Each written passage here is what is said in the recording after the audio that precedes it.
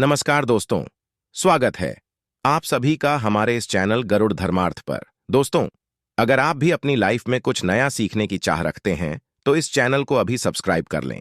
दोस्तों, आप सभी लोग जानते हैं कि 22 अगस्त 2024 को भाद्रपद माह के गुरुवार दिन संकष्टी गणेश चतुर्थी व्रत आने वाला है।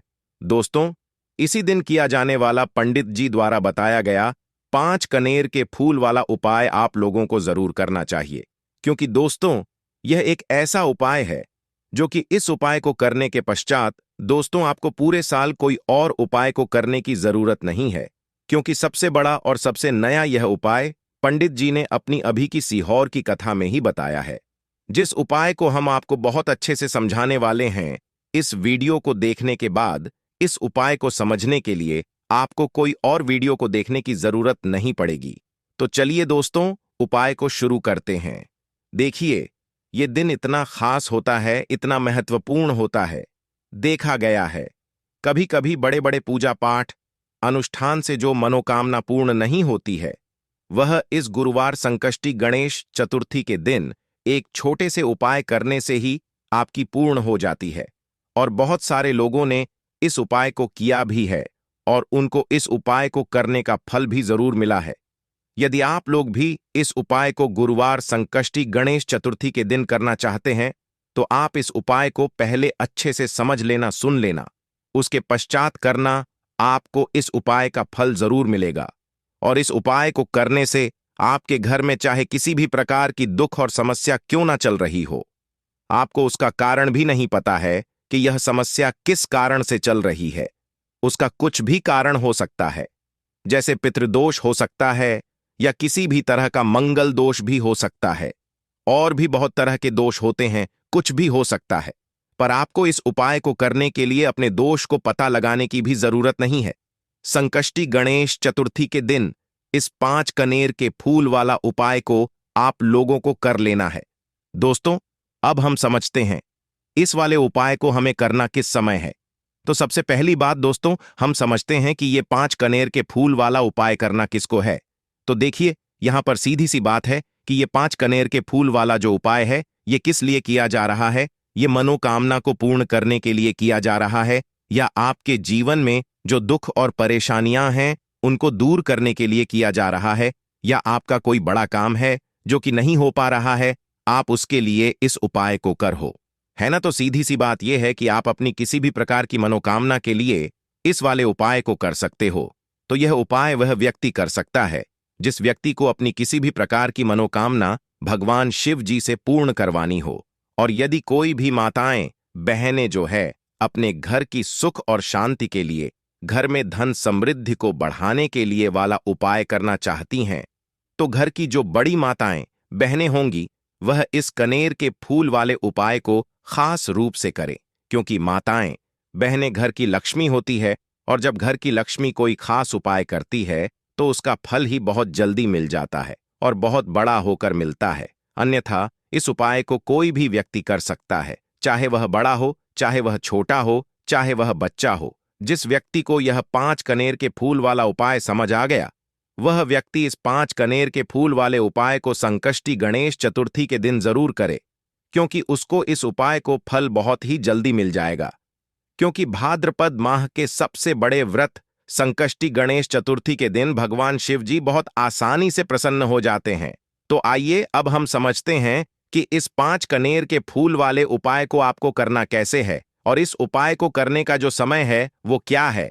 तो देखिए, इस संकष्टी गणेश चतुर्थी के दिन किए जाने वाले यह 5 कनेर के फूल वाला जो उपाय है, यह मुख्य रूप से सुबह के समय होगा। कि समय होगा, सुबह के समय होगा।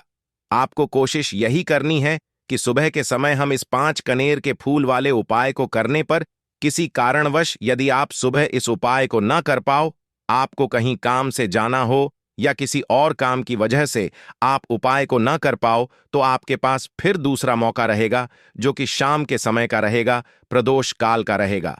अब भाई, प्रदोष काल का समय भी एक बहुत ही लोगों के मन में प्रश्न बन जाता है कि भाई ये समय होता कब है, कितने बजे से लेकर कितने बजे के बीच तक का समय होता है, ताकि हमें उपाय के लिए जो है करने का समय पता लग जाए। तो हम आपको बता दें, प्रदोष काल का जो एक समय होता है शाम का समय वह होता है शाम के 6-4 बजे से लेकर शाम के 7-8 बजे के बीच का। इस समय के बीच में आप उपाय को करेंगे तो आपको उस उपाय का जरूर फल मिलेगा। तो शाम के 6-4 बजे से लेकर शाम के 7 बजे के बीच में आप लोग इस 5 फूल वाले उपाय को कर सकते हो। तो भैया बहुत सारे लोग यहां पर यह प्रश्न भी जरूर करेंगे कि भाई हम तो नौकरी पर जाते हैं, हम अपनी ड्यूटी पर जाते हैं और आने में हमें देर हो जाती है, तो उस जगह पर हमें क्या करना चाहिए। तो देखिए, उन लोगों को भी टेंशन लेने की जरूरत नहीं है। यदि आप लोग इस उपाय को शाम के समय प्रदोष काल में कर रहे हैं और यदि आप आने में देरी भी हो जाती है, आपको आने में 7 ही बजे तक आप नहीं पहुंच पाते हो, तो आप 7 या रात 8 बजे तक भी यदि उपाय को करोगे तो भी चल जाएगा। और यदि इससे भी थोड़ा देर हो जाती है ना, तो भी आप उपाय को कर सकते हो, क्योंकि संकष्टी गणेश चतुर्थी का दिन है। ये दिन बहुत ही कम आता है पूरे साल भर में। इसलिए जब आपको टाइम मिल जाए, जब आप इस उपाय को जरूर कर लेना है। ना कोई भी उपाय हो, आप कभी भी कर सकते हो। गुरुवार संकष्टी गणेश चतुर्थी के दिन बस कोशिश करना कि समय के थोड़ा मतलब कर लो, पर किसी कारणवश यदि ना कर पाओ तो फिर आप थोड़ा देरी से भी कर सकते हो। आपको उपाय का फल जरूर मिलेगा, क्योंकि भगवान शिवा आपसे बहुत ज्यादा प्रसन्न होते हैं, सभी भक्तगणों से जो उनको प्रसन्न करते हैं, है ना। तो अब हम यहां पर समझते हैं कि आपको उपाय कैसे करना है। सबसे पहली चीज दोस्तों, ये जो उपाय है ये 5 कनेर के फूल वाला उपाय है। तो सीधी सी बात है, इस उपाय में हमें 5 कनेर के फूल तो लेना ही लेने पड़ेंगे। अब यहां पर एक सबसे बड़ी गलती होती है, जो कि आप उपाय में हो और आपको पता भी नहीं लगता है, जो कि हम आपको बताते हैं। देखिए, जो आप 5 कनेर के फूल लेकर आओगे, सबसे पहले तो कनेर का फूल आप लोगों को पता होगा कि कैसा होता है। हम आपको जब भी बता देते हैं, कनेर के फूल वह होते हैं जो कि पीले कलर के होते हैं, लंबे लंबे से होते हैं। आप लोगों ने देखे भी होंगे, आप लोगों ने जो थंबनेल में फूल देखा हुआ था वही कनेर का फूल होता है। तो आप लोगों को वैसे ही 5 कनेर के फूल लेकर आने हैं। ये कनेर के फूल लोगों को बहुत आसानी से मिल जाते हैं, बस आपको इसका पेड़ ढूंढना होता है और बहुत सारे फूल में लगे हुए होते हैं, कुछ भी कमी नहीं होती है। बस दोस्तों, आपको यहां पर ध्यान इस बात का रखना है कि यदि ये 5 कनेर के फूल जो है, मतलब कनेर के फूल का पेड़ जो है कहीं बाहर लगा हुआ है, वो किसी के अंदर में नहीं लगा हुआ है, किसी का वो पेड़ नहीं है, तो आप बिना पूछे जो है वो कनेर के फूल तोड़कर ला सकते हो, है ना। पर यदि कोई सा कनेर का पेड़ किसी के घर के अंदर लगा हुआ है और आपको कनेर के फूल उसके घर के अंदर से चाहिए, तो भाई उससे पहले पूछना कि भाई हम जो है आपके पेड़ में से 5 कनेर के फूल ले लें या कनेर के फूल ले लें। भाई पहले उससे पूछना, क्योंकि ये वाले जो 5 कनेर के फूल आप लोग ले रहे हो, ये उपाय के लिए ले रहे हो। और भगवान शिव जी को उपाय जब हम करते हैं तो भाई पूर्ण रूप से जो है हम पूरे विधि विधान से करते हैं। तो इसीलिए यदि आप किसी के घर में के अंदर जो पेड़ लगा हुआ है, कनेर के उस पीडीसीएच से यदि ये फूल ले रहे हो, तो भाई पहले उस घर के मुखिया से पूछ लेना कि हम आपके पेड़ से कनेर के फूल ले लें। यदि वहां कह देता है तो भाई उसके पश्चात आप उसके पेड़ से 5 कनेर के फूल ले लेना। यदि कोई कनेर का पेड़ जो है ऐसे ही बाहर लगा हुआ है, खुले में लगा हुआ है, उस पर किसी का भी कब्जा नहीं है, तो वह आप जो है बिना पूछे भी उस पेड़ में से तोड़ सकते हो। पर किसी के घर के अंदर लगा हुआ है तो उससे कर ही 5 कनेर के फूल उसके पेड़ में से लेना। अब आपके पास 5 कनेर के फूल भी आ चुके हैं। अब दोस्तों, कनेर के फूल के साथ में क्या हमें सीधा उपाय करना है या कुछ सामग्री भी लेकर जाना है? तो देखो, कोई भी उपाय जब हम कर आते हैं तो सीधा हम उपाय जाकर नहीं करते हैं, उससे पहले हम भगवान शिव जी की पूजा अर्चना भी करते हैं। तो देखो, यदि यह उपाय आप सुबह के समय कर रहे हो, प्रातःकाल कर रहे हो, तो आप लोगों को अपने साथ में कम से कम 1 लोटा जल जरूर लेकर जाना ही जाना है। मंगलवार की अष्टमी का दिन रहेगा, वैसे ही माताएं बहनें अपनी पूजन सामग्री लेकर जाएंगी, तो उन लोगों के लिए कोई दिक्कत नहीं है जो प्रतिदिन शिव जी के मंदिर लेकर जाते हैं। सावन के सबसे बड़े व्रत संकष्टी गणेश चतुर्थी के दिन अपनी पूरी पूजन सामग्री लेकर जाएंगे भाई, वो वैसे के वैसे ही लेकर जाएं। यह बात उनके लिए है जो कुछ भी लेकर नहीं जाएंगे भाई, वो बस 1 जल तो जरूर लेकर जाएं। यदि वह इस उपाय 5 कनेर के फूल वाले उपाय को कर रहे हैं, उसी के पश्चात में दोस्तों शाम के समय की बात करें तो भाई शाम के समय यदि आप लोग इस 5 कनेर के फूल वाले उपाय को कर रहे हो तो अपने साथ में एक गोल बात ही का घी का दीपक जरूर लेकर जाना। जो घी का दीपक लोगे वह आटे का होना चाहिए। आटे का होने के साथ में उसके अंदर गोल बाती ही रखी जाएगी। वह गोल बाती आप अपने हाथों से बनाओगे तो ज्यादा बेहतर होगा। साथ ही में उस दीपक के अंदर जो मतलब चीज शुद्ध देसी गाय का घी है ना, उसके अंदर शुद्ध देसी गाय का घी ही डालना। भैंस का मिलावटी बाजार का घी मत डालना। इस बात का भी आप लोग ध्यान रखना। यदि आपको उपाय का पूर्ण फल चाहिए तो भाई करना क्या है, देखो सुबह यदि उपाय कर रहे हो होना तो यदि 10, 11, 12 बजे तक भी उपाय करोगे तो भी कोई दिक्कत वाली बात नहीं है, कर सकते हो संतुष्टि। गणेश चतुर्थी का दिन बार बार नहीं आता है। आपको पहुंचना है सबसे पहले तो अपने के पास में जो शिव मंदिर हो, शिवालय हो, जहां पर शिवलिंग विराजित हो, वहां पर आप लोगों को पहुंच जाना है। अब वहां पर पहुंच कर करके सीधा हमें जाकर उपाय करने लग जाना है। नहीं, आपको पहले अपना शिव जी के मंदिर के अंदर प्रवेश करना है, भगवान शिव जी के दर्शन करना है। पहले आपको अपनी अपनी पूजन अर्चना करनी है। जैसे कि एक लौटा जल जो लेकर गए हैं भाई, वो एक लौटा जल चढ़ा दें। इसके अलावा जो भी पूजन सामग्री है, आपकी फूल, धतूरा, गुलाल, अबीर, गुलाल, जो भी चीजें हैं, चंदन वगैरह, उन सारी चीजों से आप पूजन अर्चना कर सकते हो। पर जो उपाय के 5 कनेर के फूल हैं वो आप अलग ही रखना। वह उपाय के समय ही हमें निकालने हैं। तो सावन के सबसे बड़े व्रत संकष्टी गणेश चतुर्थी के दिन करते हो वैसे आप अपनी पूजन अर्चना कर लेना है ना। इसी तरीके से शाम के समय है। शाम के समय जब आप अपने घर के पास में जो शिव मंदिर हो वहां पर पहुंच गए तो पहुंचने के पश्चात आप पहले अपना वह घी का दीपक, अब घी का दीपक जलाने में भी इस बात का ध्यान रखना, इस घी के दीपक को आपको अपने घर से जलाकर नहीं लेकर जाना है और मंदिर में जाकर भी जलाना है। और मंदिर में जाकर जलाओ होगा तो उसे अपनी माचिस से ही जलाना है। अपने घर से इस दीपक को जलाने के लिए अपनी माचिस लेकर आना। यदि आपने मंदिर में किसी और की माचिस ले ली, इस दीपक को जलाने के लिए यदि आप शाम के समय इस वाले उपाय को कर रहे हैं तो पहुंचने के पश्चात आप पहले अपना वह घी का दीपक, अब घी का दीपक जलाने में भी इस बात का ध्यान रखना, इस घी के दीपक को आपको अपने घर से जलाकर नहीं लेकर जाना है और मंदिर में जाकर भी जलाना है। और मंदिर में जाकर जलाओ होगा तो उसे अपनी माचिस से ही जलाना है। अपने घर से इस दीपक को जलाने के लिए अपनी माचिस लेकर आना। यदि आपने मंदिर में किसी और की माचिस ले ली इस दीपक को जलाने के लिए, यदि आप शाम के समय इस वाले उपाय को कर रहे हो तो भाई इस उपाय को करने का जो है उस व्यक्ति को भी मिल जाएगा जिस व्यक्ति की आपने माचिस ली होगी। इसलिए आप अपने घर से अपनी ही मां से लेकर जाएं। उसके पश्चात में दोस्तों आप लोगों को एक बात का और ध्यान रखना है कि जब आप उस दीपक को जला दो, जलाने के पश्चात उस दीपक से आप चाहो तो आरती भी उतार सकते हो, अन्यथा कोई दिक्कत वाली बात नहीं है।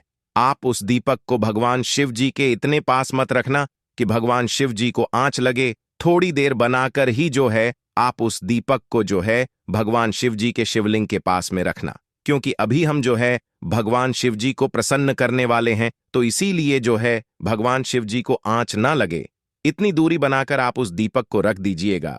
जैसे ही आपकी पूजा अर्चना हो जाती है आप जल चढ़ा देते हैं।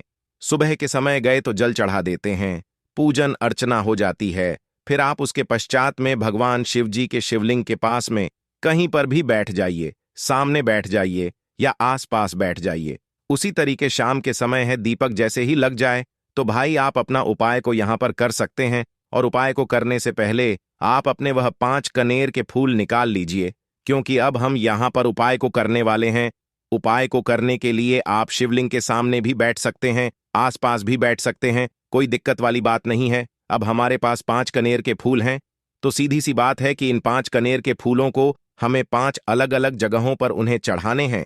अब वह 5 अलग अलग जगह कौन सी हैं वह हम आपको बताते हैं।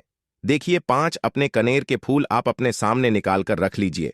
अब 5 कनेर के फूल में से सबसे पहला वाला कनेर का फूल आप लोग उठाइए और पहले वाले कनेर के फूल आपको कहां पर चढ़ाना है, वो आपको चढ़ाना है भगवान शिव जी की शिवलिंग के ऊपर जो गणेश जी वाला स्थान होता है वहां पर। अब भगवान शिव जी के शिवलिंग के ऊपर गणेश जी वाला स्थान कहां पर होता है, भगवान शिव जी की होती है।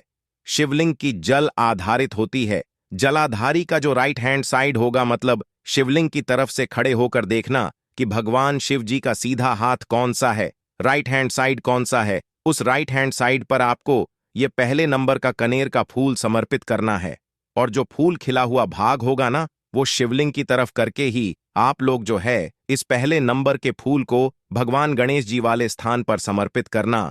जल के राइट हैंड साइड पर अब दोस्तों निकाल लेना अपना दूसरे नंबर का कनेर का फूल है ना। अब दूसरे नंबर के कानर के फूल को आपको कहां पर समर्पित करना है, या आपको समर्पित करना है भगवान कार्तिकेय जी वाले स्थान पर। अब गणेश जी वाला स्थान राइट हैंड साइड पर होता है, तो कार्तिकेय जी वाला स्थान लेफ्ट हैंड साइड पर होता है, जलाधारी के ऊपर है। तो जलाधारी के ऊपर जो लेफ्ट हैंड साइड का जो हिस्सा है, वहां पर कार्तिकी जी के स्थान है। तो इस दूसरे नंबर के फूल वहां मतलब वहां पर समर्पित कर देना और भगवान से प्रार्थना कर लेना, और फूल खिला हुआ भाग शिवलिंग की तरफ ही होना चाहिए। अब बात आती है तीसरे कनेर के फूल की। तो तीसरे कनेर के फूल को भी आपको लेना है, और इस तीसरे कनेर के फूल को आपको माता अशोक चांद्रा जी वाले स्थान पर समर्पित करना है। अब यह माता अशोक चांद्रा जी का स्थान कहां पर होता है दोस्तों? ये जो स्थान होता है यह जलाधारी के बिल्कुल बीचों बीच में होता है।